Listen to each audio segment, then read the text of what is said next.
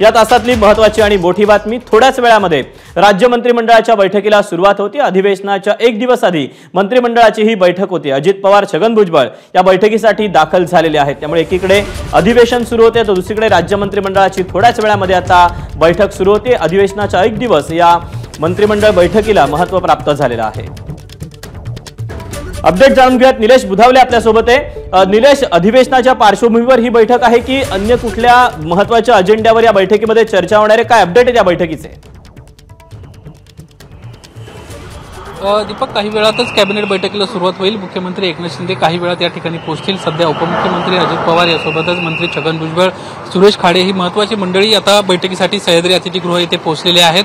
आजच्या बैठकीमध्ये प्रामुख्याने उद्याच्या अधिवेशनाच्या अनुषंगाने चर्चा होईल। अर्थसंकल्पीय अधिवेशन आहे। काही अधिकच्या पुरवण्या मागण्यासंदर्भामध्ये चर्चा देखील होणार आहे। उद्या पुरवण्या मागण्या मांडल्या जातील आणि साधारणपणे 2 दिवसानंतर अजित पवार जे आहेत ते बजेट मांडणार आहेत।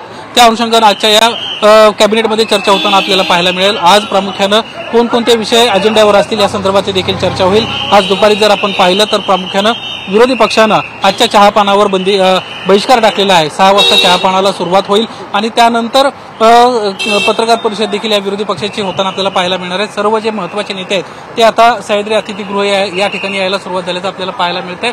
मुख्यमंत्री एकनाथ शिंदे देखील काही वेळामध्ये या बैठकीसाठी पोहोचणार आहेत। या बैठकीच्या निमित्तानं कॅबिनेटमध्ये जे काही विषय मांडले जातील आणि त्या अनुषंगाने उद्यापासून अधिवेशनाला सुरुवात होते, त्यामध्ये देखील हे महत्त्वाचे विषय असणार आहेत।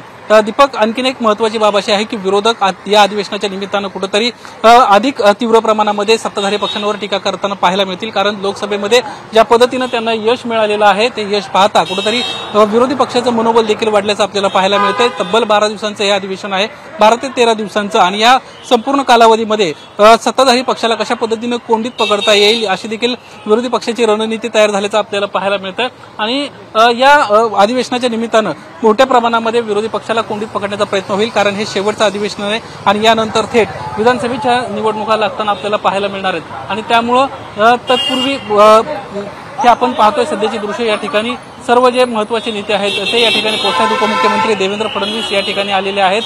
खास करून कायदा आणि सुव्यवस्थेचा सातत्यानं विषय निर्माण होतोय, सातत्यानं गृह खात्यावर प्रश्नचिन्ह उपस्थित केले जात आहेत। त्या अनुषंगानं काही महत्त्वाचे निर्णय होत आहेत, ते देखील पाहणं महत्त्वाचं राहणार आहे। अनेक कल्याणकारी योजनांची देखील घोषणा हे सरकार करू शकतं, कारण विधानसभेसाठी या गोष्टींचा फायदा होऊ शकतो।